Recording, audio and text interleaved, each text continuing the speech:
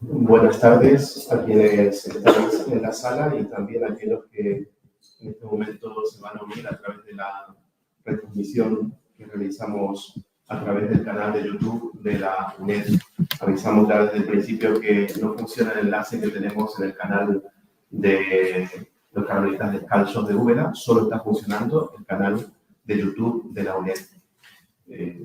Agradecemos en primer lugar la presencia de cada uno de vosotros, también la fidelidad a esta serie de conferencias que una vez más en su edición número 47 realizamos en torno a la figura de San Juan de la Cruz. No solamente es recordar desde un punto de vista histórico el paso de San Juan de la Cruz entre nosotros, sino también destacar la actualidad de su presencia hoy. Y es así que esta Semana Sanjuanista intenta, procura, busca que desde diferentes ángulos sea abordada esa presencia de San Juan de la Cruz. Desde el punto de vista artístico, literario, también historiográfico, desde el punto de vista teológico. Cada uno de los investigadores que se presentan ante nosotros son personas que luego también descubriremos con un recorrido, con un trabajo de investigación en torno a la figura de San Juan de la Cruz, que quieren compartir ese trabajo de investigación con cada uno de nosotros. Agradecemos a nuestros patrocinadores, a nuestros colaboradores también, todo lo que realizan año tras año para apoyar esta iniciativa de los Carmelitas Descalzos. Y también agradecemos hoy de una forma especial a la UNED en la presencia de su director, Manuel Valdivia, que es director del Centro Asociado en Úbeda. Hoy está presente con nosotros y será él el que tome la palabra a partir de este momento para presentar al ponente de este día. Muchas gracias, director. Para que se oiga en nuestro programa.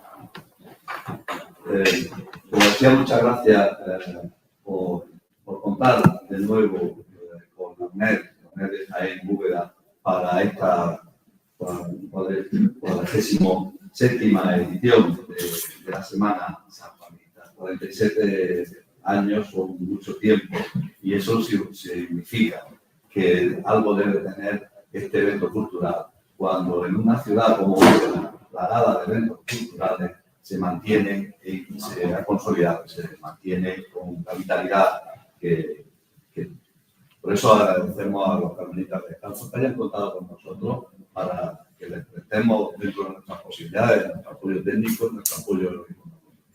Lo vamos a seguir haciendo siempre que lo podamos mantener. Pero hoy de lo que se trata es de presentar a un gran conferenciante, a Javier García Luengo. Javier García Luengo es doctor en Historia del Arte por la Universidad de Salamanca y en este doctorado obtuvo el premio extraordinario. Es académico de número de la Academia Hispanoamericana de Ciencias y Arte de Letras de México. Académico también correspondiente de la Academia Andaluza de la Historia, consejero de número del Instituto de Estudios Manchego, miembro de número de la Real Sociedad Patronato de México. También es miembro del patronato de la Fundación Gregorio Prieto. Y en la actualidad es profesor en la Escuela Universitaria de Arte de la Universidad de Juan Carlos de Madrid y también de la Universidad Internacional de Madrid. Ha realizado numerosas estancias de investigación y docencia, por ejemplo, en la Universidad de Anáhuac de México, en el Centro de Estudios de Historia de México, en la Fundación Carlos Slim y en la Universidad de Londres. Ha comisariado varias exposiciones, todas consagradas al arte contemporáneo, organizadas por la Fundación Gregorio Prieto. Ha publicado 9 libros y tiene también publicado 50 artículos de investigación dedicados al arte contemporáneo. Colabora con Alfa y Omega y también en el suplemento religioso de arte. El currículum, como ven, es extenso y muy sugerente. Él nos va a hablar hoy de las representaciones pictóricas y escultóricas de San Juan de la Cruz que se han efectuado a lo largo del siglo XX. Se trata de poner, de evidenciar el interés que sigue teniendo la figura del santo castellano y cómo sigue despertando, cómo sigue presente entre los artistas de nuestro siglo. Yo no me voy a extender más porque creo que la calidad de la conferencia exige que le demos la palabra pronto antes para escuchar qué es lo que nos quiere decir acerca de la escultura y la pintura de San Juan de la Cruz en el siglo XX. Así que, Javier García Luengo. Muchas gracias.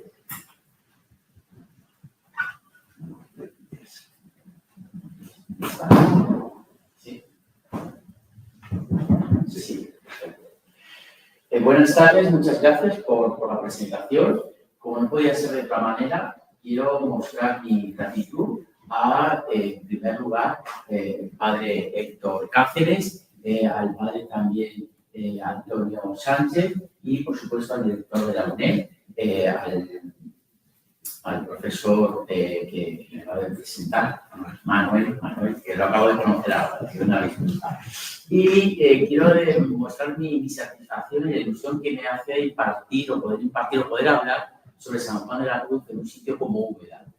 Huelga insistir a estas alturas de una ciudad con este patrimonio extraordinario, sobre todo renacentista, pero como hablábamos ahora, a veces se queda el tintero otro gran patrimonio, otros grandes patrimonios y otros artistas contemporáneos que alguno va a salir a colación en esta conferencia, lo cual muestra que una ciudad, si culturalmente es viva, es porque realmente es una ciudad viva, ¿no?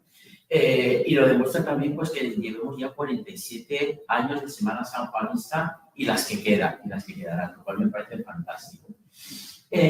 Quiero además agradecer la posibilidad de esta conferencia porque yo, buena parte de mi trabajo de investigación o una de mis líneas de investigación ha sido la representación del arte o la iconografía sacra, la iconografía religiosa en el arte contemporáneo. He tenido la suerte ya de trabajar, de abordar otras grandes figuras, como es la de Santa Teresa de Jesús, y San Juan de la Cruz era una figura pendiente. Pero me faltaba, digamos, el momento o el empujón para llevar a cabo un trabajo de esta índole, de estas características, y fue precisamente esta generosa invitación la que me ha hecho enfrentarme a abordar esta figura. Y bueno, pues he de decir que durante la preparación de la conferencia, lo que hoy vamos a ver, vamos a proyectar, vamos a comentar, la figura de San Juan de la Cruz es absolutamente desbordante desde el punto de vista de las representaciones que él como figura, él como persona, su pensamiento y su mística ha generado en el arte contemporáneo, en el arte del siglo XX, hasta llegar prácticamente hasta nuestros días. Vamos a ir a un poco desentrañando el porqué, vamos a justificar qué es lo que han encontrado tantos artistas de diferente calibre, de diferente índole, estética, poética, para trabajar en torno a esta figura tan significativa y absolutamente deslumbrante desde tantos puntos de vista. Porque quizás sea esa figura tan polifacética la que también ha traído a artistas igualmente polifacéticos. Bien, dentro de lo que es el trabajo, el estudio, la investigación en torno a la proyección tanto de la figura de este santo castellano y su mística, tenemos que contextualizarla también en el devenir de la propia historia del siglo XX en general y del arte sacro en particular. Porque vamos a ver hasta qué punto precisamente el profundo misticismo, pero también la profunda humanidad de este santo va a inculcar a tantos artistas esa fascinación y esa mirada para un momento en que la Iglesia en general necesitaba también un aire de renovación. Vaya por delante que en esta conferencia no voy a abordar el desarrollo de figuras devocionales en torno a la figura de San Juan de la Cruz. Es una, digamos, revisión de cómo esta figura ha influido en artistas que han trabajado en obras no necesariamente devocionales, ¿no? Un poco para que podamos apreciar cómo San Juan de la Cruz, sus escritos se han proyectado desde el punto de vista cultural, antropológico, etcétera, etcétera, más allá desde el punto de vista religioso, en que ya hay también importantes trabajos. Aunque efectivamente no tengo una estadística en la mano, como ya he dicho, tengo la suerte de trabajar temas pues, paralelos a que voy a presentar aquí. He estudiado la proyección de otros santos en arte contemporáneo y, como digo, la figura de San Juan de la Cruz es la que más presencia tiene en tantos ámbitos. Ello llama la atención, sobre todo, si tenemos en cuenta que el siglo XX y el siglo XXI han sido una centuria de lo que llevamos de esta. Singulares por su continuo proceso de laicización de la propia incluso Iglesia. Un siglo muy iconoclástico desde todos los puntos de vista. Recordemos la máxima de los futuristas en 1909, cuando Filippo Tommaso Marinetti, que fundó este movimiento italiano, esta vanguardia italiana, decía que el rugido de un coche de carreras era más bello que la victoria de esa montaña. Fue todo un paradigma de ese siglo que efectivamente es iconoclasta, pero no solo por el hecho religioso, sino por todo aquello que podía oler a tradición, a legado o a imagen legada del pasado. Por tanto, encontrarnos ese interés por la figura de San Juan de la Cruz en ese siglo donde las vanguardias han echado por tierra sistemáticamente, insisto, cualquier aspecto que tuviera que ver con la tradición, con la religiosidad, con la espiritualidad, pues refuerza de alguna manera el papel y esa fascinación en la que estoy diciendo. Bien. En este sentido, esta intervención va a tener dos partes esencialmente. Una se va a dedicar a la iconografía de su persona, a la iconografía de su figura. Y en segundo bloque vamos a ver la inspiración que ha generado su espiritualidad. Y vamos a ver un contraste bastante curioso, bastante interesante, pues la primera parte, lo que es la iconografía de su personalidad o sus principales pasajes geográficos, vamos a ver un arte más figurativo, más fiel a la tradición, si se quiere, y sin embargo, aquellos artistas que han puesto su mirada, sus sentimientos, su situación en sus escritos, han, digamos, desarrollado un discurso abstracto como una forma de plasmar esa emotividad, eso aquello que no se puede contar con imágenes, ni con palabras, sino con el corazón, y bueno, pues ese corazón que se va a proyectar a través de un arte anímico.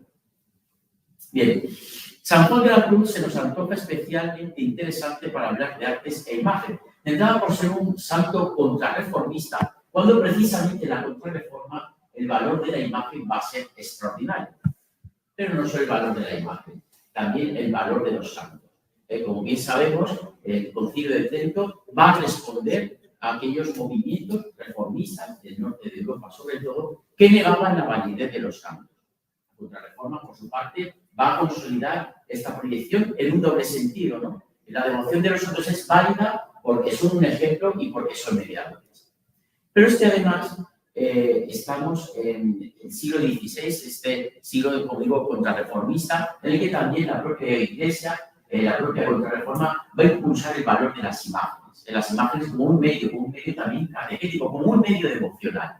Y, bueno, pues San Juan, como otros contemporáneos suyos, como en el momento en que había una figura, una personalidad en la que ya se especulaba con su santidad, pues se procuraba tener una vera efigie, es una verdadera imagen con la que una vez que pasara de este mundo al otro, pues poder venerarse y poderle dar el culto correspondiente. Eso ocurrió con Santa Teresa, ¿no? El famoso retrato que la hicieron obligada prácticamente, porque ya sabemos que Santa Teresa era imparable, pues me imagino que Santa Teresa, estando quita o cerrado para cosas, no supongo que lo llevaría muy bien, ¿no? Y con esa famosa exclamación de Santa Teresa, a propósito de Fray Juan de la Miseria, que fue el que le trató, cuán fea y engañosa me habéis retratado, le dijo no sé lo que se la carrera de Fray Juan de la Miseria. Bueno, gracias a eso tenemos una imagen que sirvió para acuñar toda una tipología y una iconografía que se consolidaría, por supuesto, a su muerte, pero mucho más, primero con su beatificación y luego con su canonización. Bueno, pues algo de esto tenemos, no voy a redundar mucho en esta historia, que es muy conocida, pero algo parecido tenemos en el caso del personaje que hoy nos ocupa. Y, bueno, pues en vida del propio santo, según recoge Moreno Cuadrado, cito la siguiente frase. Según comenta la Madre Isabel de la Encarnación, a escondidas de San Juan de la Cruz, por por la veneración que se profesaba a este hombre santo, con el deseo que estuviera siempre presente en el convento granadino de los Mártires, se efectuó un retrato. Bueno, esa sería una de las beneficios que daría lugar a otra, de la que se conserva una gran colección en el museo de los padres carmelitas de la ciudad que nos acoge. Y hay que decir que además este retrato, en muchos casos, luego fue, o este primer retrato, cuando se hicieron una serie de reproducciones, se intentó también suflar no solo, el parecido físico, sino también la personalidad. Y esa personalidad fue recogida por algunos autores como Jerónimo de San José. Cito a Jerónimo de San José. Era el venerable padre de estatura entre mediana y pequeña, bien trabado y proporcionado el cuerpo, aunque flaco por la mucha y rigurosa penitencia que hacía. El rostro, de color trigueño, algo macilento, más redondo que largo, calva, venerable con un poco de cabello delante. La frente ancha y espaciosa, los ojos negros, con mirar suave, cejas bien distintas y formadas, nariz igual, que giraba un poco aguileña, la boca y los labios con todo lo demás del rostro y cuerpo en debida proporción. Traía algo crecida la barba, que con su hábito grosero y corto le hacía venerable y edificativo. Era todo un aspecto grave, apacible y sobremanera modesto, en tanto grado que sola su presencia componía a los que le miraban y representaba en el semblante una cierta vislumbre de soberanía celestial que movía a venerable y amable juntamente. Fidel, me parece una publicidad de lo más, una descripción de lo más poética y maravillosa. ¿Por qué quiero reparar en estos aspectos? Bueno, pues porque San Juan de la Cruz, aunque sí que también desde prácticamente su muerte, especialmente con su canonización, se representaron otros episodios de su biografía, quizá no triunfaron o no contaron tanto como los de Santa Teresa. Sí, es inevitable establecer un paralelismo, ¿no?, a la hora de estudiar de esa proyección que han tenido en el arte actual.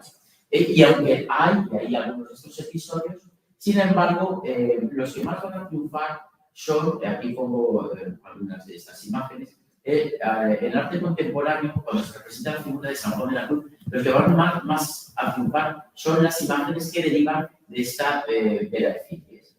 Con un componente, a veces puede haber alguna alternativa, realmente de este grabado de 1701, pues vemos que realmente parte esa vera efigies, pero con una variante, les pone, bueno, pues como un santo místico inspirado por el Espíritu Santo, pero en su espíritu la imagen es la que es, con esas variantes y esas variantes.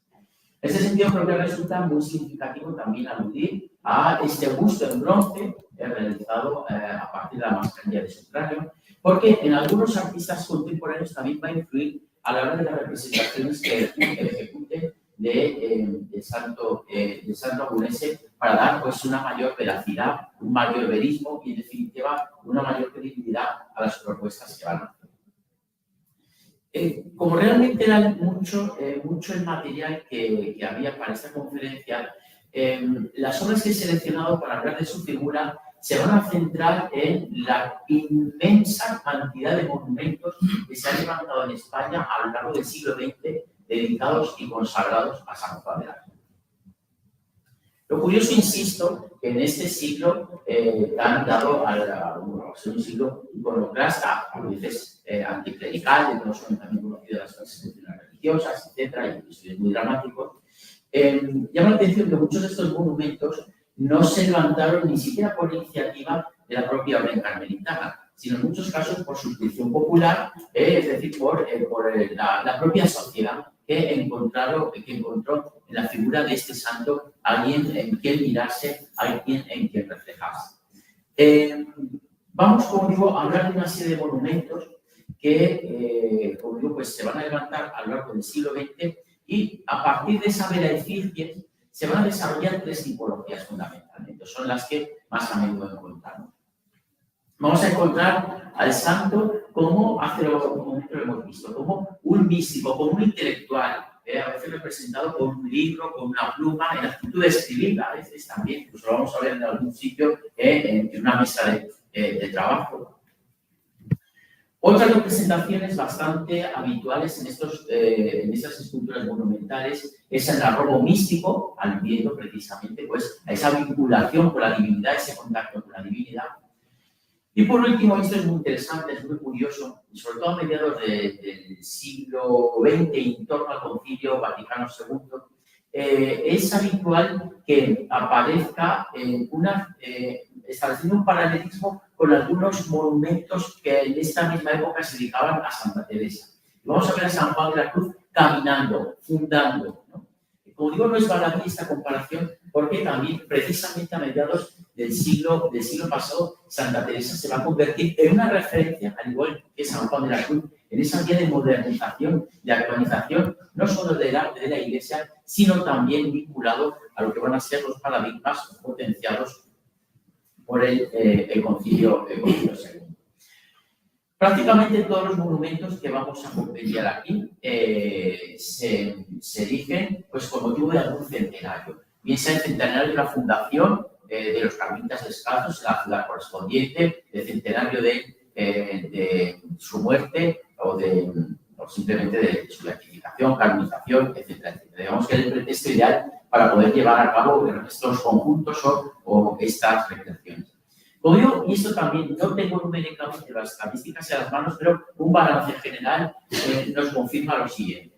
Y es que al principio del siglo XX, la dedicación a los monumentos a San Juan de la Cruz son escasos. No digamos que no existen, de hecho los voy a aclarar, pero son escasos. Y esto empieza a crecer repentinamente en torno a los 50. Y a partir de los 50, ya vísperas del Concilio Vaticano II, en el que ya hay un ambiente de cambios, de transformación, de anhelo de modernidad en la propia Iglesia, se va a impulsar mucho más precisamente a partir de este concilio y se va a mantener en una línea regular hasta principios del siglo en el que nos encontramos, ¿no? Vamos a ver por qué será, cuál es la evolución y cuál es el acicate para ver, bueno, pues incluso estadísticamente creo que puede ser desde la sociología del arte entender este aspecto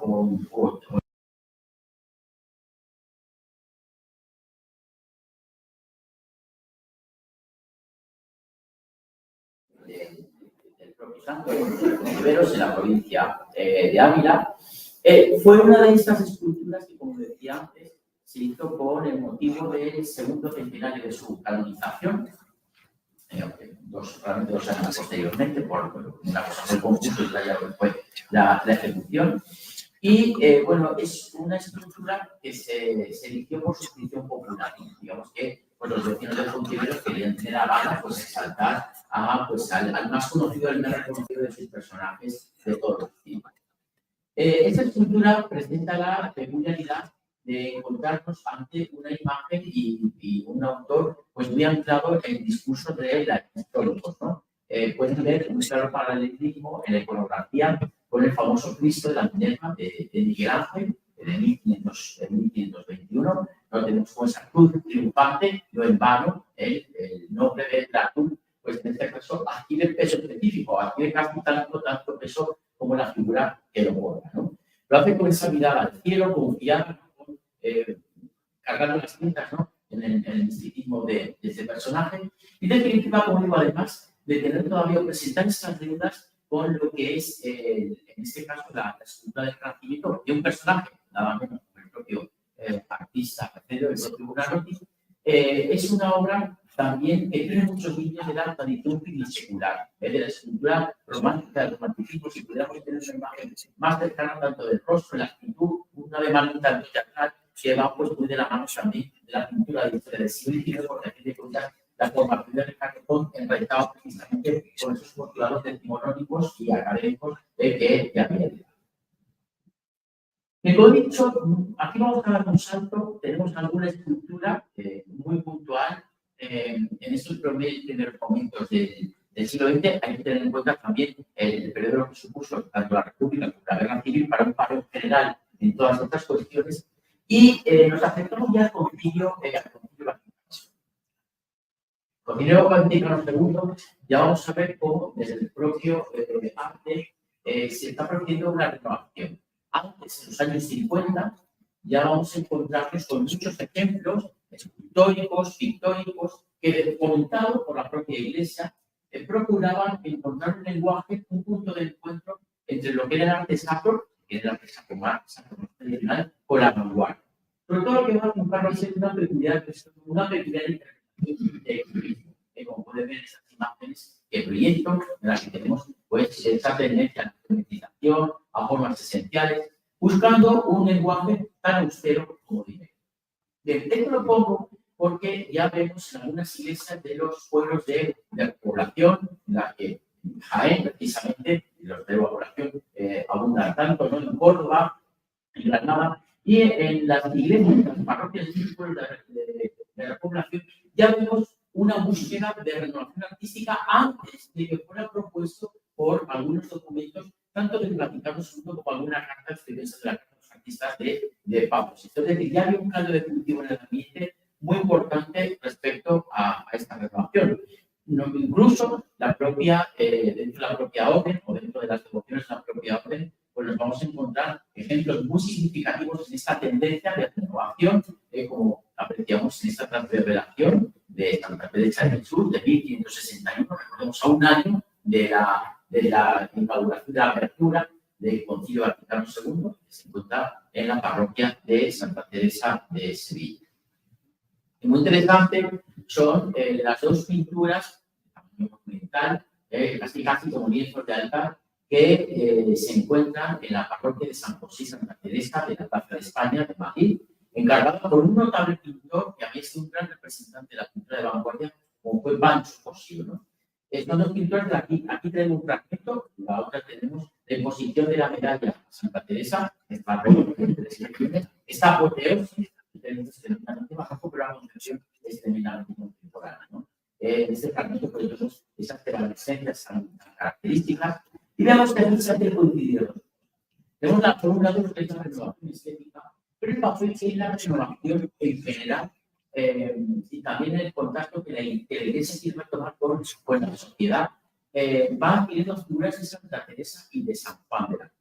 Y es aquí donde, o desde este punto de vista, cómo nos vamos a poder explicar cómo desde ahora, vísperas del Concilio Vaticano II, pero durante el Vaticano II, la figura de San Juan de la Cruz va a ser tan repetida en esculturas monumentales, porque San Juan de la Cruz se va a convertir en referencia no solo del cristianismo, de ese cristianismo, sino de esa iglesia que quiere ser más moderna y en ese sentido necesita un contacto más directo con la sociedad, con el día a día.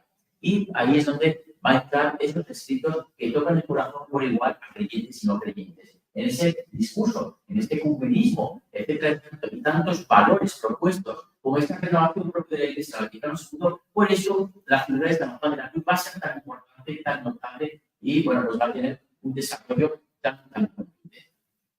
Precisamente en estos años previos al Vaticano II y esa renovación, el impulso de la renovación oficial, por decirlo de alguna forma, propuesta para las artes por el Vaticano II, pues tenemos algo que no llevamos en el momento, pero que es este modelo para San Juan de la Cruz, en San Cristóbal del Puerto, realizado por un hijo precisamente de esta misma población, que fue Jacinto Higueras Cátedra, hijo a su vez también otro gran escultor de San Cristóbal.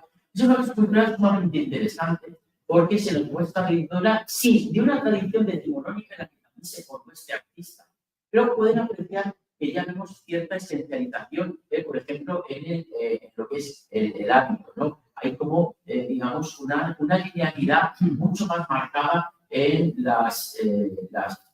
digamos, esa estructura listada que le acerca a ciertos postulados neocubistas que comentábamos antes en esos incipientes movimientos de renovación anteriores al Vaticano II. Por lo demás, pueden apreciar que ello no es incompatible para que Jacinto Higueras aborde con la absoluta maestría el gesto de humildad del propio santo, con la cabeza baja, la mirada caída y los brazos cruzados en el pecho, ¿no? Pues mostrando esa actitud o ese gesto. Y hablando del texto de robo místico, bueno, pues casi me podría haber hablado de la imagen, ¿no? Que la tenemos aquí al lado, ¿no? Y hecha no solo por lo de nosotros, sino además realizada por un escultor tan arraigado a Úbeda como fue Francisco Palma. autor, como ya saben, pues que desde los años 50 aproximadamente se vincula a Úbeda, dejando un patrimonio extraordinario de su fantástica escultura, pero además fue un artista que tuvo la capacidad de trabajar prácticamente todos los géneros, es cierto, con una mayor preponderancia del género religioso, y bueno, pues prácticamente todas las técnicas, desde madera, escultura de madera policromada, como talla en mármol, bronce, etcétera, lo cual muestra pues, efectivamente la brillantez de un artista que siempre además sale con una fluidez extraordinaria de cualquier de estos encargos. Efectivamente, el Museo de los Padres Carmelitas Descalzos de Úbeda se encuentra el proyecto original, que era mucho más ambicioso. Era un proyecto en el que más o menos lo que están viendo se reportaba ante un hemiciclo columnado, siguiendo una tendencia, por cierto, muy propia de finales del siglo XIX. Piensen, por ejemplo, que generó Escola. De hecho, intuyo que debió tener como influencia el hemiciclo, precisamente la columnata, que se realizó en 1902 para la escultura de don Alfonso XII, que preside el estanque del Parque de Buen Retiro de Madrid, diseñada por Gracia. Esa columnata no se llevó a cabo, pero bueno, afortunadamente contamos con este impresionante conjunto, con esta gran escultura, en la que vemos esa tipología, como decía anteriormente, del santo, pues en ese relato místico, empuñando una vez más esa cruz que lleva en el pecho, con fuerza, con humildad, a la vez que con suavidad, mientras que su mirada se eleva al cielo y él mismo está suspendido pues, en esa nube, ¿no? El hecho además de recortarse en el cielo, aunque esa nube, ¿no? Parece que ya está de alguna manera, la composición está muy pensada porque parece ya que participa de ese ámbito celestial, de ese contexto celestial. Luego volveremos, lógicamente, a abordar también el papel de Palma Burgos en otras creaciones vinculadas, digamos, sanjuanistas, no vinculadas a San Juan. Bueno, seguimos, como he dicho, en el momento de pico alto, de mayor número de representaciones monumentales dedicadas a San Juan de la Cruz, que va a coincidir con los años previos y que en el Vaticano II, el Concilio Vaticano II, repito, se convoca en el 59, se inaugura en el 62 y se desarrolla en el 75, un poco para ubicar. Bien, pues es en este contexto cuando podemos descubrir o cuando nos encontramos con esta escultura también fantástica, en la que se nos presenta de nuevo esa recreación por Lai, en la que el santo aparece también en actitud mística, en una actitud de oración. Es reverente, Lai en este sentido es una respuesta más tradicional, ¿no? Por el peso de la tradición. Pueden ver que prácticamente los rostros o los retratos enraizan, por eso comenzaba esta intervención con esa mirada, con los retratos que derivaron de esas beneficios o de ese retrato inicial, porque siempre va a estar el punto de vida de estos autores. Estos autores podrán ser más o menos modernos, van a poder ser más o menos vanguardistas, pero a la hora de Cipriano sí que van a intentar mantener este paradigma, y como he dicho, por eso lo he leído, no solo desde el punto de vista físico, sino también desde el punto de vista psicológico del personaje. Quizá en este recorrido una de las representaciones, yo creo que más sentidas, más clásicas, es la de Martínez. Concretamente, este monumento que encontramos en la localidad jienense de la Carolina, como saben, San Juan de la Cruz es su patrón, a San Carlos. Y bueno, esta escultura también pretendía recordar el paso de las instancias, las diferentes instancias que de paso había tenido San Juan de la Cruz por este territorio antes de, lógicamente, de ser una ciudad fundada a modo de colonia en la época de Carlos III. Martín de Guinea es un artista muy interesante, estuvo bastante tiempo en Mayor, tuvo mucho contacto con la vanguardia, con el arte extranjero, más allá del contexto español. Y eso le dio, pues, una gran actividad especial y muy expresiva a la hora de desarrollar su trabajo. Y es que, efectivamente, como digo, esta es una obra que muestra un gesto muy profundamente sentido. Volvemos a encontrar, como es tan habitual, a San Juan de la Cruz, con este crucifijo al pecho, está semi-reclinado, con un giro, de alguna manera flexiona sobre sí mismo, y eso con ese movimiento le da esta expresión que muchas veces se desarrolla con unas formas muy suaves, no son esas formas más duras que podíamos ver antes, no son esas formas más duras propias del neocubismo que se están poniendo en los discursos artísticos en general de esa época, no solo del arte sacro, sino en los discursos artísticos propios de las poéticas de este momento. Y como digo, es una figura que, sin lugar a dudas, invita a la cercanía, invita pues a esa devoción y quizá es donde vemos de las que llevamos puestas personalmente, me parece, es quizá la más humana, la que se muestra con un mayor grado de humanidad. Me vamos a dar un salto en el tiempo porque sobre todo llegamos a ese momento en el que tantas poblaciones, tantas ciudades van a celebrar los correspondientes centenarios por las fundaciones de convento correspondiente de la mano de San Juan. Nos vamos hasta Segovia y a este monumento que efectuó Arteamor para conmemorar precisamente el cuarto centenario del establecimiento de los carmelitas descalzos en la capital. García Moro es un artista que ha trabajado mucho desde el punto de vista de la ruptura, de la vanguardia, es muy dado a hacer intervenciones en la calle, performance, digamos, semejante, pero también ha tenido una valiosísima trayectoria como escultor, y escultor, como pueden ver, figurativo de la manera más tradicional. En este caso se nos presenta como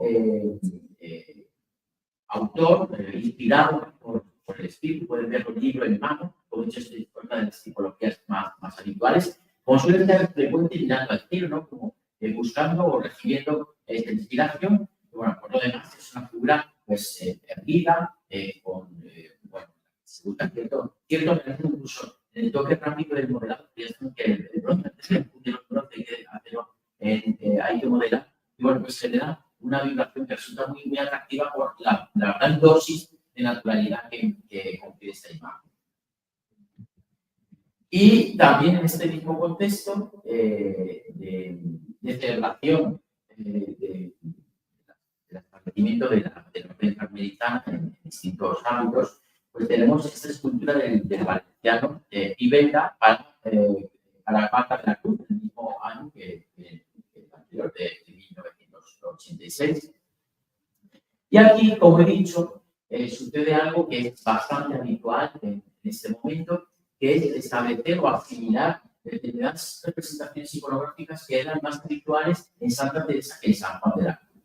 Fíjense, le pongo este paralelismo desde el año 68, de Cruz Solís tenemos este monumento a Santa Teresa de Jesús, que está justo en el convento frente al convento de la Encarnación de Ávila, y la vemos pues con un callado caminando, lo que se asocia fundamentalmente o principalmente a Santa Teresa, ¿no? Tanto su labor computadora como escritora mística son las representaciones más habituales. Pero como digo, en este momento, en muchos casos, no obstante, ya tenemos grabados del siglo XVIII, en la que aparece Santa Teresa y San Juan, pues, como en la conversación, siempre buscando pues, ese equilibrio, digamos, esa unión a la hora de llevar a cabo pues, esa fundación y esa reforma de Carmelo. Bien, pues realmente el ejemplo que nos ocupa de Calaparta de la Cruz asume también este mismo paradigma, es decir, el de San Juan de la Cruz como fundador. Pueden ver que también él tiene callado de mano en la actitud de caminar y, por supuesto, el rostro siguiendo, como estoy repitiendo a lo largo de esta noche desde el principio, pues los cánones derivados de aquella, de la beneficencia comunitaria.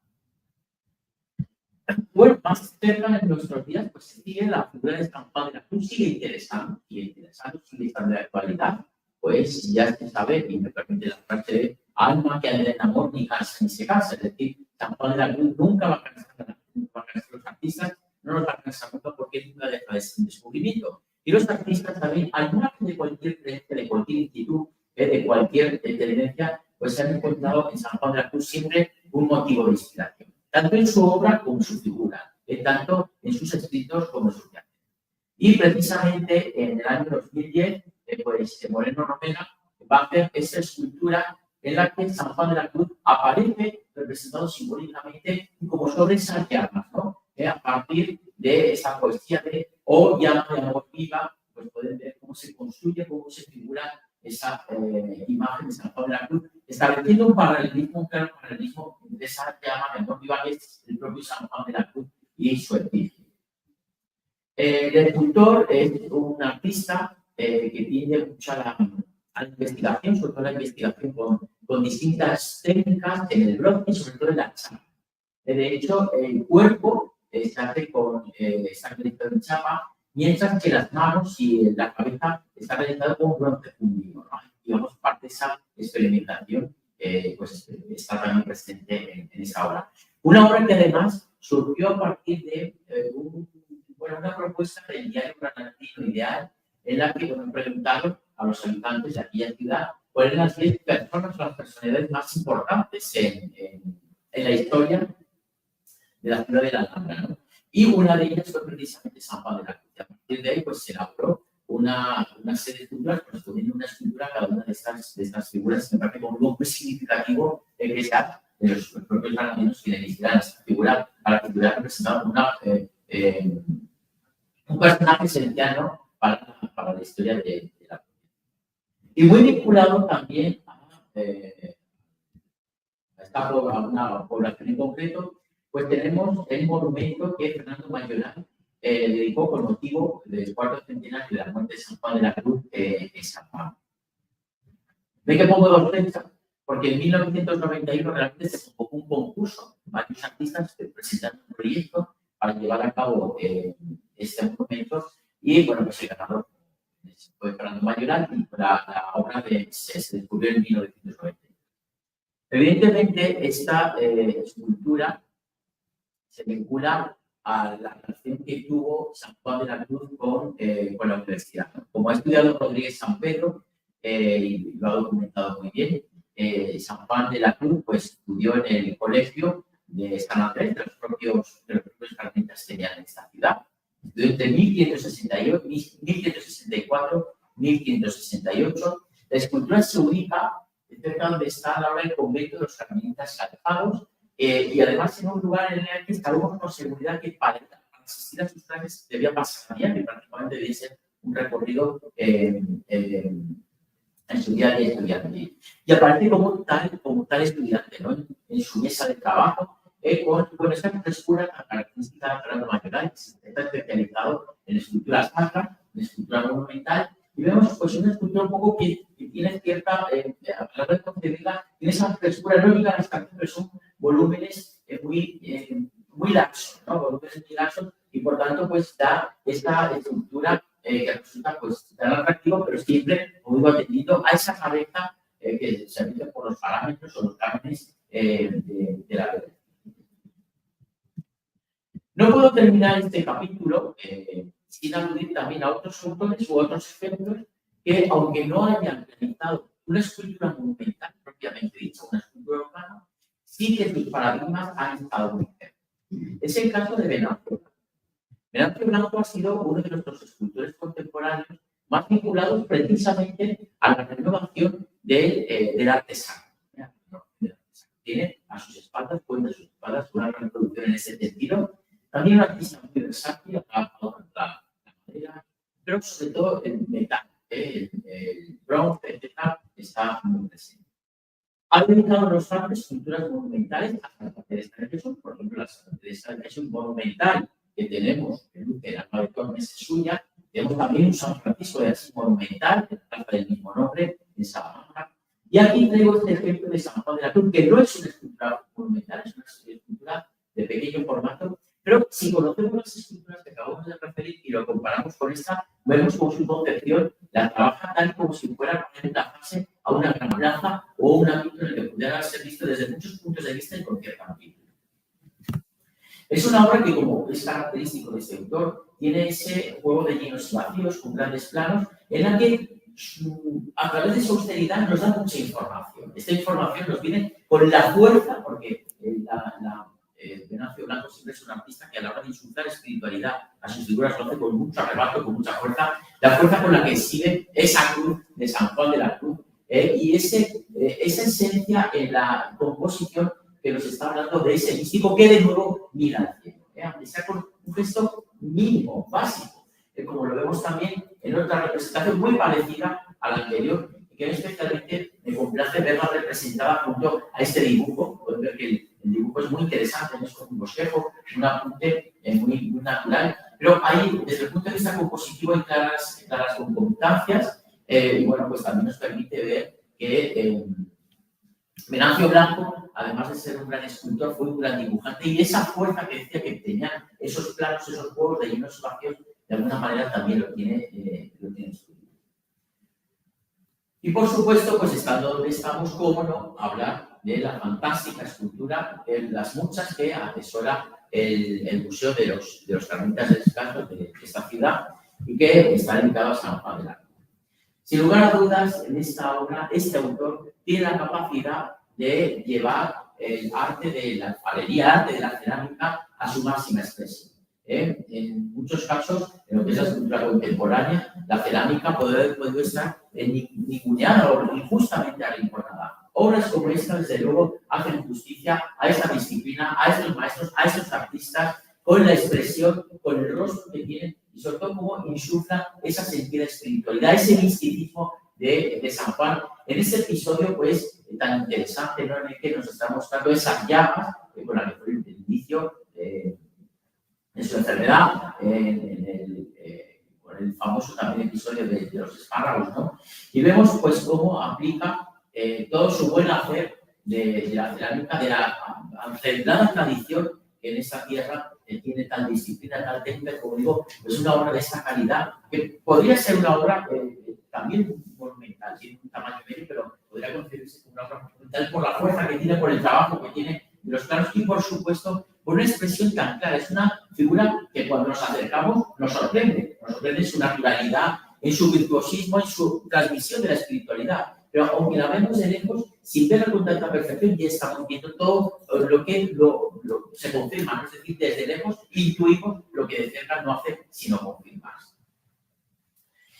Y bueno, pues antes de hablar de lo que va a ser la inspiración de la mística o de las poesías de San Juan de la Cruz, continuando con algunas, o esta recopilación del arte contemporáneo, arte moderno, de la mano de otros escultores, pues hay que hablar de la reciente creación de Alejandro López, de San Juan de la Cruz, en Alba de Tormes. Aquí traigo un fragmento, pero es un conjunto más amplio, en el que vemos, pues, o alude, mejor dicho, un tiempo, una temporada que nuestro santo pasó en la Villa Ducal.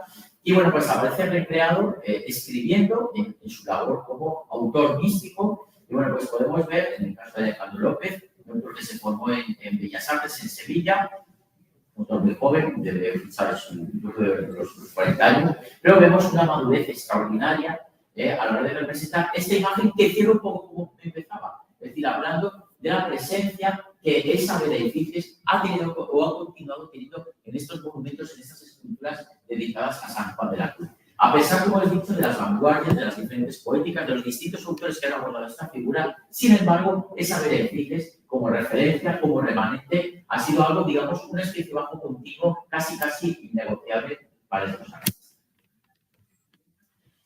Bien, y como he dicho, el segundo bloque se va a dedicar o se va a consagrar a lo que es el estudio de hasta qué punto, pues, los escritos de San Juan de la Cruz han servido también como una inspiración, y mucho más que una inspiración, una referencia, una dedicación, interés, preocupación entre tantos artistas contemporáneos de primerísima línea. Todo esto ha sido ya estudiado con anterioridad por la profesora Dolores Sánchez, por el profesor José Vicente Luengo. Y bueno, pues aquí voy a intentar hacer un repaso o simplemente un breve acercamiento a la importancia, insisto, y a la relectura que San Juan de la Cruz ha tenido en la mano del arte contemporáneo. Comienzo, por supuesto, por la propia imagen que dibujó el santo, esta peculiar, llamativa y atractiva y referencial visión del crucificado que rompía los cánones propios de aquella época, y que esta originalidad, su autoría y todo lo que vuelve a esta imagen, pues se convertiría en una referencia en autores tan interesantes como el propio Salvador Dalí. Como sabemos, el Salvador Dalí de finales de los 20, de los años 30, fue un Dalí muy contestatario, anticlerical, y bueno, pues que sistemáticamente planteó una serie de cánones que rompían con la tradición o con la moral heredada del ámbito religioso. No en vano el surrealismo, en el que se describe su trayectoria, buscaba de alguna manera liberar al ser humano de todo ese encorsetamiento cultural o moral que pudiera de alguna manera limitar el verdadero yo, el inconsciente, que habla Freud y que los surrealistas se van a hacer herederos. Películas como El perro andaluz, por ejemplo, es muy significativa al respecto. Pero hacia 1945 tenemos un antes y un después en la trayectoria del pintor de Figueras, precisamente a partir de su contacto con San Juan de la Cruz. Y a partir de este contacto con San Juan de la Cruz, vamos a ver cómo la iconografía religiosa, los temas más tradicionales de la iconografía religiosa cristiana, como puede ser la Santa Cena, como puede ser la ascensión, etcétera, múltiples versiones, como vamos a hablar del crucificado, tienen carta de naturaleza en su trayectoria, pasada, por supuesto, por el tamiz de su iconografía y de, bueno, pues de ese estilo que ya era tan peculiar, reconocido y consolidado para el todo. Precisamente a partir del conocimiento de esta obra, Dalí va a hacer su famoso Cristo de San Juan de la Cruz, que se conserva en Glasgow. Por cierto, un dato curioso, porque ayer tuve la oportunidad de hablar con una persona que está haciendo un poco en Roma. Ha habido una exposición en la que se han exhibido conjuntamente las dos obras que vemos y las colas eran inmensas. Creo que han tenido un récord de visitas en torno a los 100.000 visitantes, lo cual una ciudad como Roma, con toda la competencia cultural que hay, no es cualquier cosa. En lo cual nos sigue hablando de la fascinación, por supuesto, de San Juan de la Cruz y, por supuesto, también de Salvador Dalí y de esa combinación extraordinaria en ambos casos. Lo traigo para leer porque me parece muy interesante esta cita del propio Dalí para entender más y mejor lo que fue su gusto, su inquietud, su encuentro con San Juan de la Cruz, ¿no? Cito a Dalí. La pasión de Cristo ha provocado una de las primeras objeciones respecto a esa pintura. Desde el punto de vista religioso, esa objeción no está fundada. Hay que decir que cuando esta obra se presentó tuvo muchas críticas desde incluso el propio señor de Cristo. No está fundada. Pues mi cuadro fue inspirado por los dibujos en los que el mismo San Juan de la Cruz representó la crucifixión. En mi opinión, ese cuadro debió ser ejecutado como consecuencia de un estado de éxtasis. La primera vez que vi ese dibujo me impresionó de tal manera que más tarde, en California, vi en sueños al Cristo en la misma posición, pero en paisaje de Portugal. Y oí voces que me decían: Dalí, tienes que pintar ese Cristo. Comencé a pintarlo al día siguiente. Hasta el momento en que comencé con la composición, tenía la intención de incluir todos los atributos de la crucifixión: clavos, coronas de espinas, etc. Y de transformar la sangre en claveles rojos sujetos en las manos y los pies, con 3 flores de jazmín sobresaliendo de la herida del costado. Las flores hubieran sido realizadas a la manera ascética de Zurbarán. Pero, antes de finalizar mi cuadro, un segundo sueño modificó todo esto. Tal vez a causa de un proverbio español que dice: amad Cristo demasiada sangre. Termino con esta cita. En ese segundo sueño, vi el cuadro sin los atributos anecdóticos, solo la belleza metafísica de Cristo Dios. También había tenido al principio la intención de tomar como modelos para el fondo a los pescadores de Portugal, pero en ese sueño, en lugar de ellos, aparecía en un bote un campesino francés pintado por René, del cual solo el rostro había modificado a semejanza de un pescador de Portugal. Sin embargo, visto de espaldas, el pescador tenía una silueta velazqueña. Mi ambición estética en este cuadro era la contraria a la de todos los Cristos pintados por la mayoría de los pintores modernos, que lo interpretaron en el sentido expresionista y contorsionista, provocando la emoción por medio de la fealdad. Mi principal preocupación era pintar un Cristo bello como el mismo Dios que él encarna. Creo que es suficiente y justificarán que ha sido una cita muy larga, pero me parece que es muy interesante para entender, para llegar a la esencia última de Dalí. Habla continuamente de los sueños, pero no olvidemos que el sueño es fundamental de Dalí como buen hijo del surrealismo, ¿no? Como una forma de vincularse al inconsciente. Y efectivamente vemos en esta imagen cómo no tenemos clavos, no hay sangre, es un Cristo incluso, puede parecer anecdótico, pero que no lo que he dicho no lo es, con el pelo corto, y bueno, parece que para ello posó se dice que fue un contorsionista o un doble de Hollywood, ¿no? Bueno, pues para tener una anatomía lo más precisa, buscando esa belleza tan singular. Y por supuesto, Portugal como fondo, porque Portugal es el fondo de tantas y tantas obras que recordemos que para allí era el recuerdo recuerdo de su infancia, es el recuerdo de su tierra y que el hecho de que aparezca con tanta frecuencia pues es una vinculación emocional muy importante, máxima por la emotividad que tiene esta obra. Pero no solo en Dalí, han sido muchos los artistas que a partir de este dibujo que me van a permitir, creo que este dibujo puede ser tan poético como la poesía, creo que es un dibujo tan místico como la mística de sus poesías, por eso quería traerlo a colación, especialmente en una conferencia pues ligada a la imagen. Y tenemos a Francisco Palma Burgos, del que hemos hablado hace un momento, que les prometía que iba a ser más veces a colación, con este Cristo de la Noche Oscura, que está la hermandad que estuvo tan vinculada, de la que vemos una fantástica interpretación en 3 dimensiones del ejemplo de San Juan de la Cruz, con toda esa viveza, toda esa realidad, ese realismo propio de Palma Burgos imaginero, ¿no? Con esa capacidad que Palma Burgos tuvo para un neobarroco no como una pieza, sino un neobarroco muy personal, ¿eh? Cuando vemos a Palma Burgos como imaginero, no es la copia del barroco, sino que efectivamente mantiene esa tradición lógica para la imaginería, lógica para la imaginería profesional, pero tiene una poesía que tiene unas encarnaciones, tiene una anatomía espiritualizada que lo hace distinto, lo hace diferente, ¿eh? Es decir, lo introduce en el mundo contemporáneo desde la tradición. Y una imagen muy interesante también es la de José Luis Ser, Santa Teresa, intercediendo por los mártires del franquismo, que fue una obra presentada al pabellón del Vaticano en la Exposición Internacional de París de 1937, o dicho en otras palabras, la misma exposición cuyo pabellón de la República Española se presentó en Guernica de Picasso, hasta el punto de que esta obra se dijo que era como un contrapunto a Guernica de Picasso.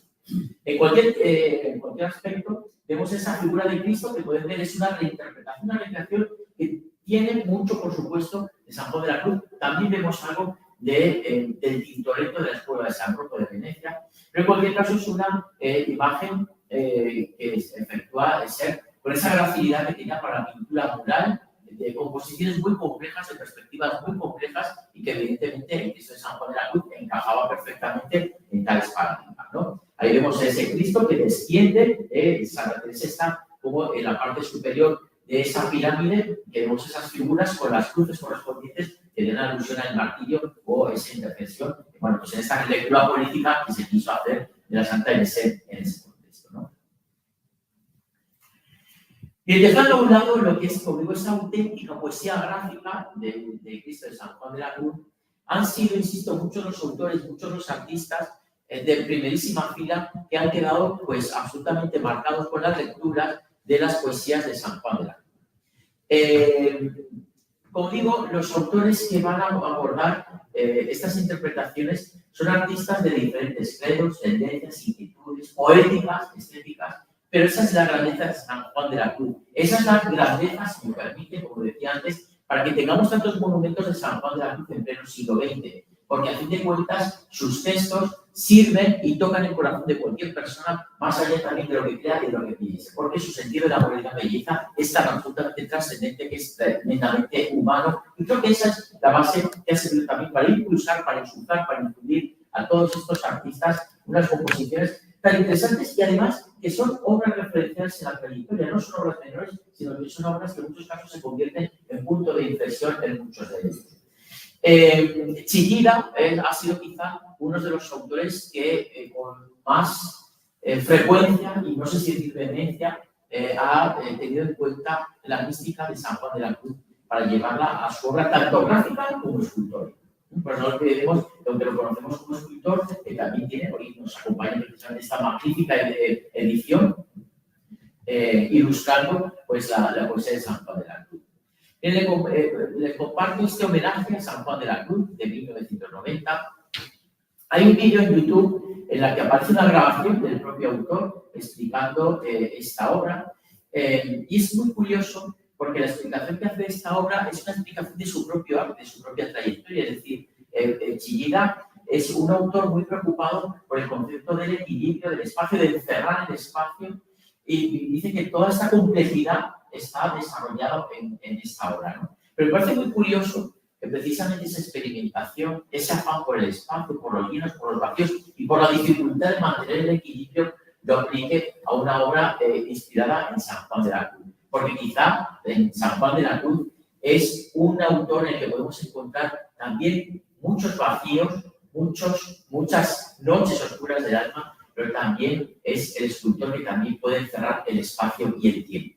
Aquí, no en vano, tenemos realmente son dos cruces latinas en paralelo, que están unidas tanto por la parte, lo que sea la parte superior de la cruz, como con el crucero propiamente dicho. Y efectivamente, bueno, pues genera ese espacio que es tan propio, que es tan característico de Chillida, pero que al estar realizado por esta cruz que encierra el espacio se convierte en un espacio místico, en un espacio trascendente, que es de alguna manera lo que también vemos con tanta frecuencia en sus ilustraciones y en tantos grabados que han servido para ilustrar las obras de San Juan de la Cruz, donde la cruz evidentemente se comporta como protagonista, porque la cruz va a ser, lo último, Chillida es un autor abstracto, pero es que la cruz es un elemento tan real como puede ser tan abstracto, de tal manera que también es un componente de unión muy característico, dentro además de esa austeridad en sus formas y en sus colores, que no hacen sino cargar las tintas en este aspecto de una austeridad que lleva a una mística en la que se tiene que despojar de todo lo anecdótico.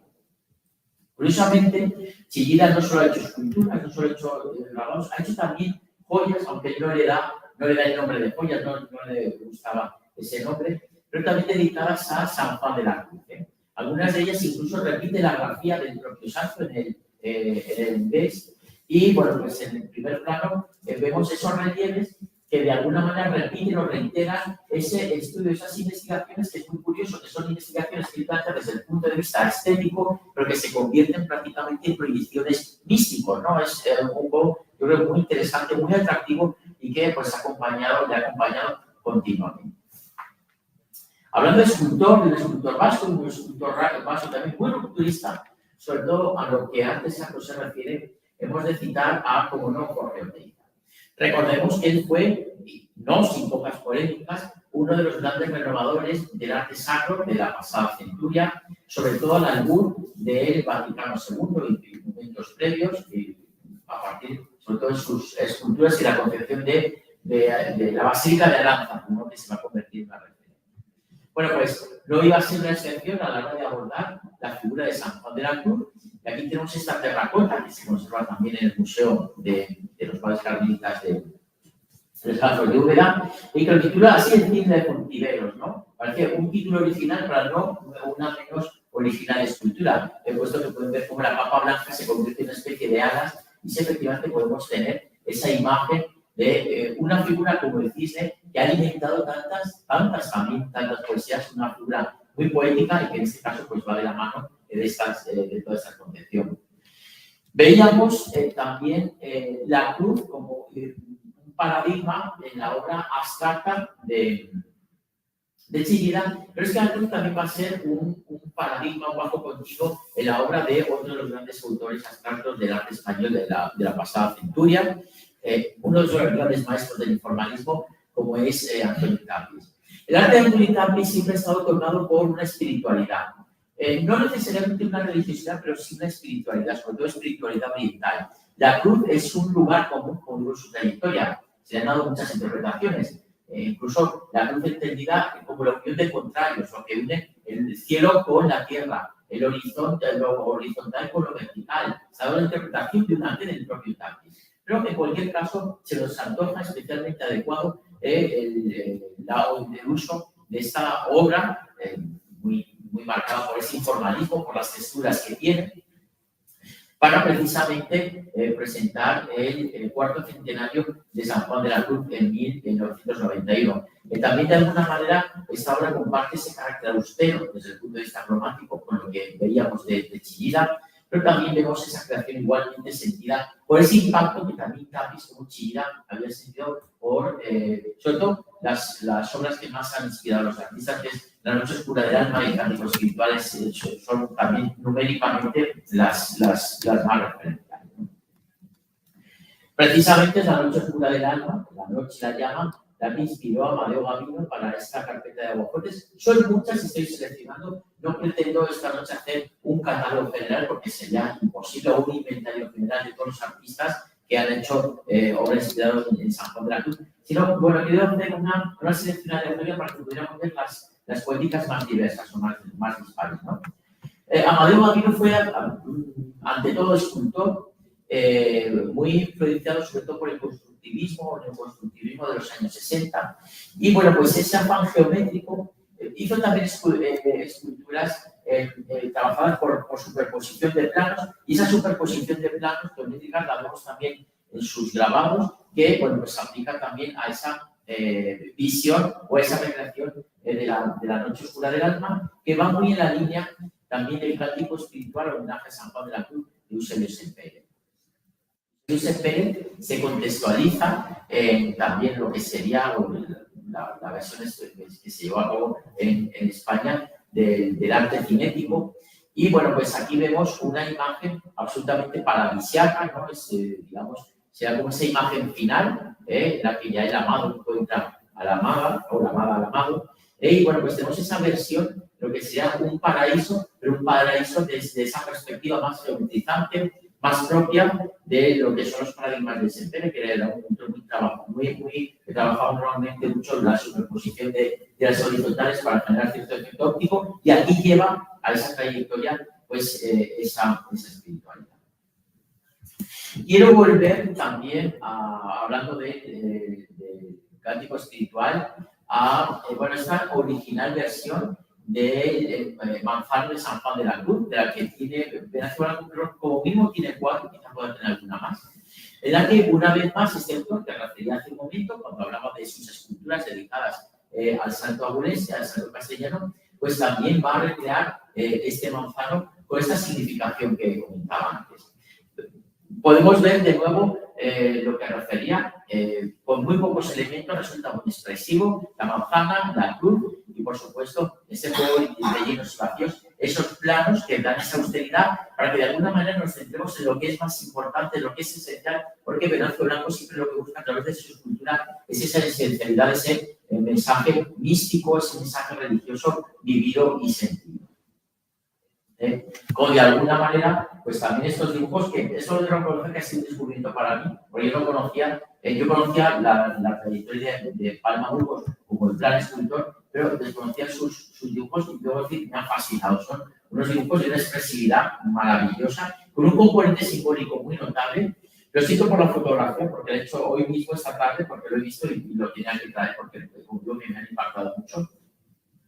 Pero fíjense, por ejemplo, como en la imagen de la izquierda, la cruz se monta realmente sobre los 3 clavos y en los 3 clavos se enreda lo que sería ese espino, que es la propia corona, ¿no?, de espinas.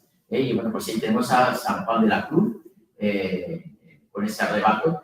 Y bueno, pues tenemos también ese gusto por, como digo, son unos dibujos expresionistas, pero retrotraen incluso al expresionismo de los años 20, o incluso a la influencia que Greco ejerció en las primeras vanguardias, con ese alargamiento, pero como digo, un alargamiento lleno de emotividad, de fuerza y de expresión. Expresión y expresividad que también va a ser tan característico de uno de los grandes artistas de los 80, ¿no?, que despuntó, se consolidó en los 80, como es José Manuel Brondo, de que precisamente dedica, o a partir de la obra de San Juan de la Cruz, tenemos estas dos imágenes caracterizadas precisamente por esa pincelada expresiva, fuerte, rotunda de su trayectoria, aunque llevado digamos, a un formato más reducido. Él solía trabajar formatos más grandes y aquí resulta una obra que si cabe más intensa por esa combinación de la expresión, de la expresividad de su pincelada con ese formato. Y también de la mano de José María de Broto, tenemos también este espíritu de Sicilia, que acostumbra a trabajar desde esas nebulosas siempre sugerentes, donde nos ayuda a descubrir la huella. Y es que la huella es muy importante. La huella para todos estos artistas, el propio Tapies va a ser fundamental, porque a fin de cuentas la amada está buscando al amado por las huellas y esas pistas que le van dando la propia naturaleza. Allí donde pregunta, no deja el amado de haber puesto su propia huella, y esa huella es la que van a buscar estos artistas, estos autores, como también el propio muy joven Marcos Camargo, que también le ha dedicado una serie de 6 calcografías. Esta completamente además la hizo cuando estaba en África, Marco Camargo, aparte de trabajar con las texturas, siempre ubica algún elemento propio del lugar en el que está trabajando, ¿no? En esas texturas, pues lo ubica. Entonces, creo que es muy interesante en esta obra el componente africano o de estética africana que él vive cuando lo está haciendo con esa lectura de San Juan de la Cruz. Y pueden ver la mano, pueden ver de nuevo la huella. Esa huella, como digo, es casi un lugar común en todos estos artistas porque es esa huella que ha dejado el amado a su paso y esa huella que tenemos que seguir buscando. Esa huella que se nos sugiere en esas figuras que a veces aparecen en los entramados del autor, autor Jorge del Castillo, que este año, por cierto, ha sido galardonado por el Premio Nacional de Arte Gráfico, se hizo una exposición en la Real Academia de Bellas Artes de San Fernando. Y bueno, pues tenemos una serie de grabados, como digo, pues a caballo entre lo que es la abstracción y la fundación, porque es una abstracción que nos invita a descubrir, como también dentro de la obra de San Juan de la Cruz, se nos invita a descubrir tantas cosas que dentro de nuestra alma caótica, sin embargo, están presentes y están perennes. Y bueno, aunque estamos hablando continuamente de las obras de San Juan de la Cruz, que han sido más las que más han inspirado a los autores, quiero bueno, pues hacer un pequeño apartado para el famoso pastorcico, que también ha servido de interés y atención para algunos autores. Precisamente el libro está abierto por la página de Chillida, le dedica a esta poesía, ¿no? Con ese carácter ascensional, pero vemos que ese carácter ascensional se contrapone también la enorme horizontal por esas estructuras negras que realmente pues, están a cabo de lo que podría ser una estructura arbórea básica y una cruz. Y mucho quizás más representativo por realista es la versión que el salmantino Luis de Horna nos hace de este pastorcico.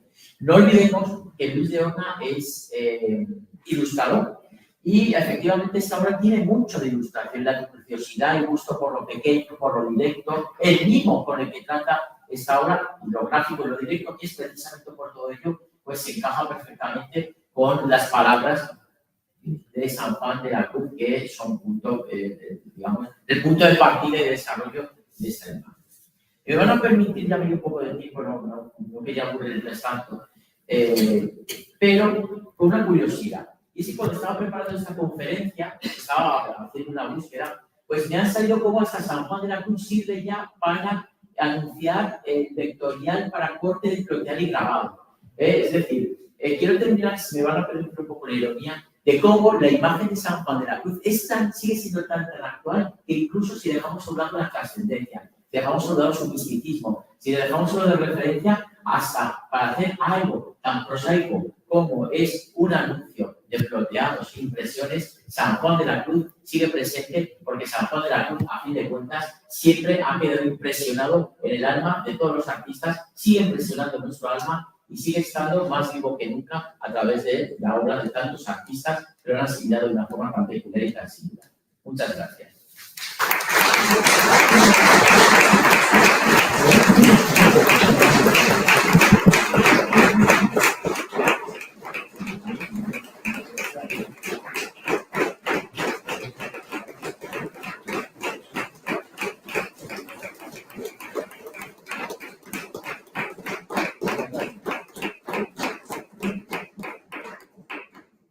Muchas gracias, Javier.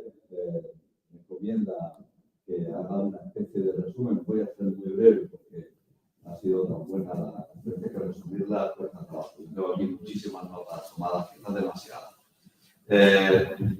Javier, en una primera parte, nos ha hablado de la iconografía de San Juan de la Cruz, de su imagen, partiendo de algo que ha conducido toda esa primera parte, que es la vela efigie. La vela efigie, además, con un simbolismo que es el de la mirada al cielo, aunque hay un dibujo en que está mirando hacia abajo, eso lo diremos y quería preguntarte por qué. Pero en principio la vela efigie marca todo la iconografía y tanto esa vela efigie en lo que sería la epopeya, la personalidad, como la topografía de lo físico propiamente dicho. Y ha insistido sobre todo en un aspecto, en un siglo que iconoclasta aparece la imagen de San Juan de la Cruz y de Santa Teresa reivindicadas modificándose y continuamente. Ha hecho un recorrido muy extenso acerca de la escultura que aparece en España, desde la de Jacinto Higuera en San Cristóbal del Puerto, en la escultura de Úbeda, de Palma Burgos, en el Cubero, la escultura de Carolina, con cercanía, devoción, humanidad, García Moro en Segovia, la naturalidad, Caravaca de la Cruz, la comparación que hace con Santa Teresa. Y esto desde una orientación también teológica, que es que lo que influyó en esto el Concilio Vaticano II.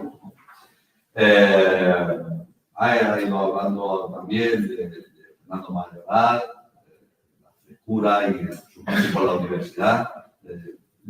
Quizá aquí lo que habría que remarcar es que allá donde San Juan de la Cruz ha dejado la mínima huella, inmediatamente se le ha hecho un monumento. Aparece su figura y termina al final ha hablado y ha reivindicado a Paco Tito como un escultor, pero sí de la espiritualidad, el misticismo y la clarísima expresión que aparece ahí. La vera efigie, por lo tanto, en este aspecto aparece innegociable. Todo el mundo se ciñe a ella, supongo.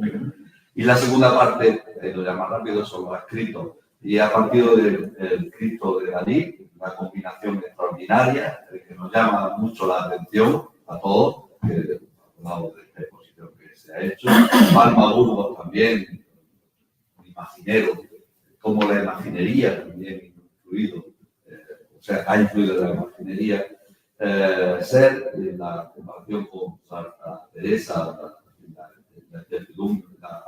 intercediendo por la víctima del franquismo, se ha detenido bastante en Chillida, porque Orteiza, Tapia, Amado Gavino, Eusebio Sempere, Venancio Blanco, los dibujos de Palma Burgos que nos han sorprendido y que a todos nos han llamado mucho la atención también, como Manuel Grotto y Marcos Camargo han dejado sobre todo un aspecto también de los textos, que es que la huella que va buscando la amada en el amado, y ha terminado al final hablando de la ilustración, pero también haciendo una referencia al pastorcillo, y es un texto que hemos coincidido que es de los que más nos gustan, aunque los más conocidos son las hechos curaderos. Así que todo esto es para hacer una pequeña síntesis, pero lo interesante sería que ustedes intervinieran y le preguntaran, porque tenemos la oportunidad de seleccionar a un experto como Javier acerca de todo lo que nos ha dicho alguna curiosidad. Así que tienen muchas la palabra.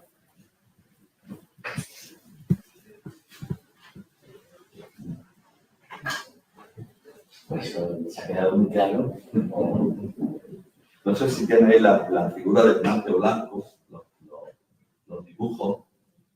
Hay una fuerza muy, no sé si lo encuentras, y ya te hago la primera pregunta. El dibujo, sí, el dibujo de Venancio Blanco. Es la única vez que he visto a San Juan de la Cruz mirando. Hay la imagen de mirar al cielo, una imagen muy simbólica para el cristianismo y para todas las religiones, se mira al cielo. De hecho, la madre en el Guernica de Picasso, que mira al cielo como pidiendo socorro o esperanza. ¿Qué simbología tiene esta mirada en el cielo en todas las imágenes que han tocado? Pero tenemos que decir que lo comentaba antes, que realmente ha sido una selección aleatoria. De hecho, hasta hace un rato estaba trabajando en el PowerPoint que tenía. El trabajo que he hecho ha sido eliminar imágenes, porque como digo es que no, y además de cuando tengo que eliminar luego te solvió fusilamiento. Pero bueno, simplemente pues si intentas que sea lo más didáctico, etcétera, etcétera. Podría haber tenido algún ejemplo más, también hacías mirando hacia abajo o mirando hacia arriba. El caso está de Venancio Blanco, que está mirando hacia abajo, que Venancio Blanco también en sus dibujos hace muchos consejos es como para experimentar, ¿no? Entonces no siempre luego lo llevaba, pero por eso es muy interesante porque es de la cuenta, ¿no? En cuanto a la mirada aquí hacia el cielo, pues es que es algo que es consustancial al propio arte cristiano. Por ejemplo, una de las primeras representaciones ya de la época para la cristiana, en torno al siglo III, las figuras del orante están explorando y están mirando hacia arriba, ¿no? Donde, como una forma de buscar lo inaccesible, buscar a la propia divinidad. Y desde entonces, pues lo más habitual cuando vemos en estas imágenes de todo tipo, sobre todo imágenes piadosas, es muy habitual, pues es también incluso un componente antropológico. Es igual que el hecho de arrodillarse es reafirmar, como dice el estudio de Pizarro, es reafirmar nuestro contacto con la tierra. Lo contrario, el cielo supone elevarse un poco. Evidentemente, nadie se elevó tanto como un santo se elevó tanto como el propio San Juan de la Cruz, y evidentemente pues no es extraño que tantas representaciones aparezcan con también Santa Teresa y tantos santos inspirados por el Espíritu, pues levanten la mirada hacia el cielo, ¿no? Reafirmando pues esa vetusta tradición que viene desde hace tantos siglos, básicamente. Pero es una explicación muy simple, ¿no? Yo simplemente, más que una pregunta, Javier, quería puntualizar, ¿no? También el hecho de que a partir de, pues has comentado, ¿no? Que a partir del Concilio Vaticano II, ¿no? Había adquirido como una dimensión nueva toda la expresión, ¿no? de los distintos artistas para destacar la humanidad de San Juan de la Cruz, que va muy unido también a una relectura de la propia Iglesia y la Orden Carmelita realiza de los escritos de San Juan de la Cruz. Es decir, con anterioridad se destacaba más el aspecto ascético, y a partir del Concilio Vaticano II se comienza todo también, a partir de las directrices del Vaticano II, se comenzará también una profundización y se destacan esas virtudes humanas también, ¿no? Y de alguna manera, pues se quiere plasmar esa humanidad también, me imagino que dentro de los artistas, ¿no? Cuando tú destacabas cada una de esas expresiones, ¿no? De la humildad, como que tiene San Juan de la Cruz, y luego la descripción que realizaba, que ya estaban presentes dentro de sus contemporáneos, pero quizás pues había dejado como un poco de lado, y con el Concilio Vaticano II se rescatan también esos aspectos de la personalidad de San Juan de la Cruz, como también de Santa Teresa. Sí, oiga, y no solo el Concilio Vaticano, sino coincidiendo, es decir, ya digamos, como porque muchos de estos artistas nada tienen que ver con el fenómeno religioso. Yo creo que también como algo que estaba en el ambiente, a veces ya no es como una relación directa, sino pues digamos, un sentir diferente, un sentir distinto, ¿no? Que en algunos casos, si nos metiéramos en arte devocional, más podría ser línea, y en este ámbito, digamos que era algo, por supuesto, promoción. A fin de cuentas, el Vaticano II también fue una respuesta quizá a ese ambiente, ese caldo de cultivo. Entonces, yo creo que hay que converger un poco totalmente de acuerdo, ¿no? Y como digo, ¿cómo no va a seguir inspirando San Juan de la Cruz a cualquier persona? Es que es un personaje tremendamente polifacético y a cada uno a lo mejor nos va a tocar según eso que estamos buscando. Entonces, claro, por eso el arte va a responder desde tan diferentes poéticas y con tanto ímpetu y con tanta intensidad, porque claro, tiene esa capacidad extraordinaria que da para tantas lecturas en el trato, pero siempre con la profundidad del ser humano. Bien, pues religiosa, puramente antropológica, puramente cultural, pero claro, de una profundidad tremenda y en un ámbito que también es consustancial el siglo XX a veces de pérdida de valores, y eso te reconduce, ¿no? A determinados valores, cada uno como lo entiende, pero a fin de cuentas, valores humanos, ¿no? Entonces creo que ahí está, y por eso San Juan la Cruz no se va a agotar en lo que es la producción artística, es decir, sigue siendo, lo demuestra, es que artistas muy jóvenes que siguen trabajando y que encuentran, y bueno, esto es como San Pablo que me da más por el descambio, lo hemos visto en el propio caso, no menos que en el propio Dalí, o sea, que por una figura referencial.